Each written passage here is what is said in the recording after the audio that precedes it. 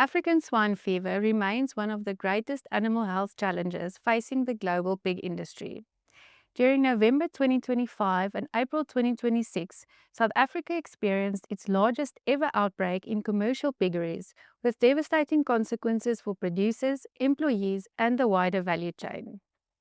While the financial and operational losses were significant, the outbreak also provided valuable lessons that are helping shape how we think about disease management. Today, we're discussing what happened, what we've learned, and how these lessons are strengthening South Africa's preparedness for the next outbreak. Madeleine, as I mentioned, we had our largest ever outbreak. Can you give us an overview of that period? Carla, yes. It was 5 commercial piggeries in Gauteng. Um, After the fact, when we did the tally, we culled, or let me say it this way, more than 66,000 pigs died or have been culled. Um, if we do the high-level calculations, this amounts to a loss of about 5 million kilograms of meat. The commercial value of this is around 200 million. And then we haven't taken into account what it costs these producers to restock. Would they want to restock? So high level calculations suggest in excess of 250 million. So we are close to 500 million in value destruction as a result of the outbreaks since November 2025. That is a massive loss for the industry, but what were the implications of this outbreak? So the implications for different stakeholders varied. So specifically in terms of employment, which is always something that emerges from our regulatory discussions, about 75 households lost their income either due to temporary suspension of operations or redundancy of their positions being declared. We also had immense challenges, or the implications of managing the disease was extremely challenging. So the culling costs of cleaning up these farms amounted to about 10 million rand. We had challenges in disposing of the animals that were culled. It had environmental implications and challenges. And then also for the employees that had to navigate these outbreaks, there were severe health and safety issues. So not just the owners of these farms that were impacted in terms of loss, but also a significant emotional strain for everyone involved in the operations. And then I think more broadly, because we had the high disease risk in ASF, but then also in FMD, we're seeing a situation where our developing or emerging farmers are increasingly challenged by abattoir access. So in order to manage risk, the value chain is increasing their biosecurity requirements, and these requirements are not always attainable by the smaller scale producers in our industry. So, we often talk about challenges and, as I've said, lessons that we've learned and how it takes us forward. Would you say we are in a better place today than we were a year ago? Yes, most definitely. I am pleased to say that the industry didn't let a good crisis go to waste. Essentially, in 2024, our state colleagues published a new ASF related strategy. And in this strategy, they were quite bold to acknowledge that blanket culling is not necessarily the optimal way in which to manage disease. And they acknowledge that we should start thinking about alternative measures with which to manage this disease. But the complication is that it's one thing to say we should start thinking about alternative measures, but to truly understand the implications of alternative measures, you need to live them. And that is essentially what this crisis provided. So during this outbreak, there were 2 special dispensations, which we are extremely grateful for, that were made by the department. And the first was on a farm where we were able to prove epidemiological separation. And the sub-units on the farm were essentially allowed to slaughter out of the clean units. In this specific context, we managed to salvage about 1,300 animals. But more importantly, because we were able to do that, we now understand the commercial implications of sending those animals to slaughter and um, implementing increased biosecurity for internal separation on a farm. The second dispensation that we were given was to slaughter healthy in contact animals and put the meat from these animals through a processing protocol. So the processing protocol is a WOA accepted protocol that ensures that if there's any risk of the virus being in the meat, that we deactivate that by cooking at high temperatures.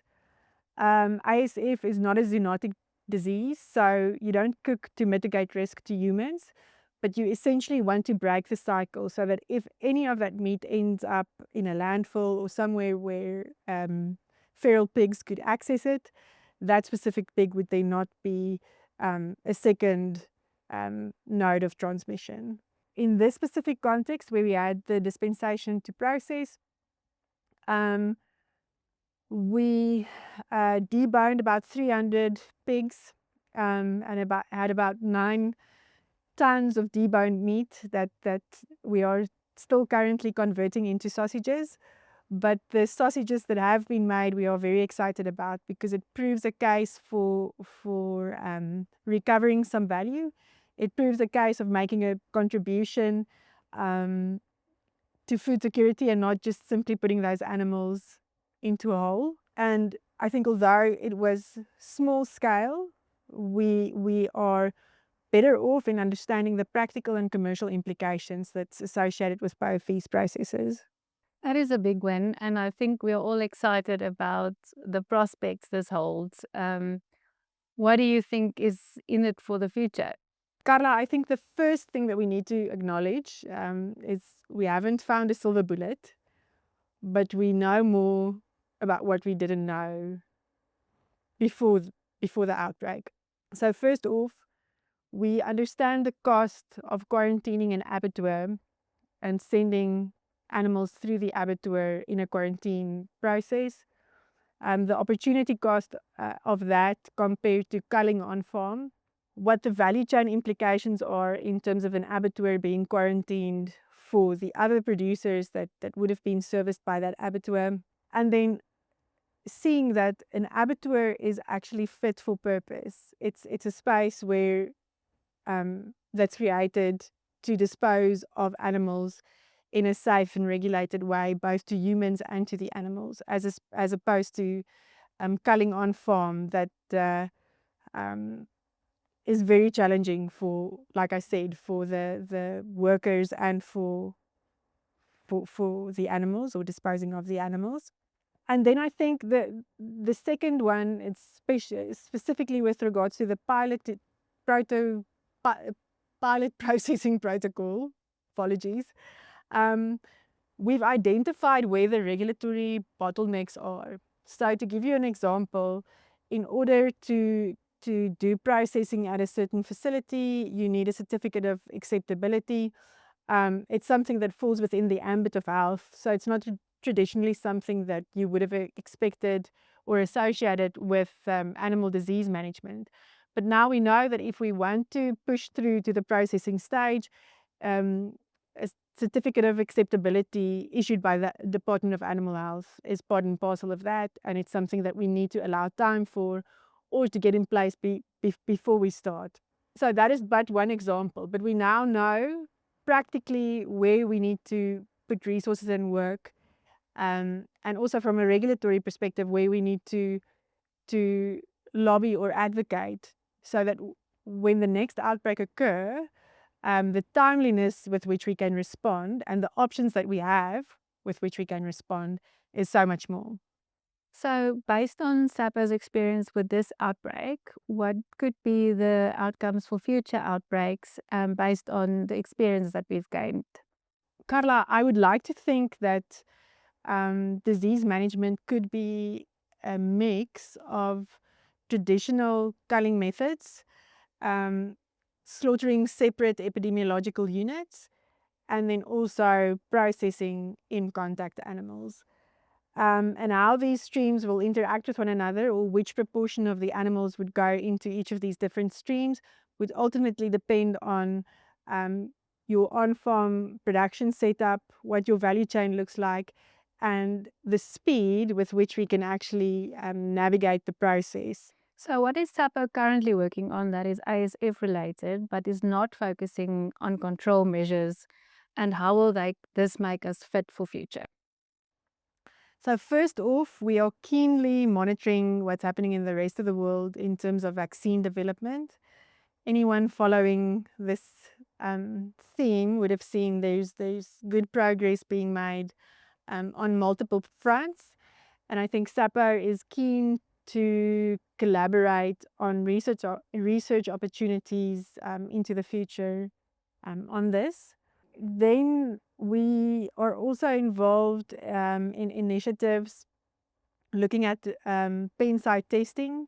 So, research in terms of validating those tests and then eventually getting them as a tool for timely management of these outbreaks. As I've mentioned, time is, we don't have the luxury of time in the event of an outbreak. And pen site tests is a, a tool that will help us shorten um, the decision lag between suspected cases and whatever you decide to do in terms of disease management, be it slaughtering or culling or processing.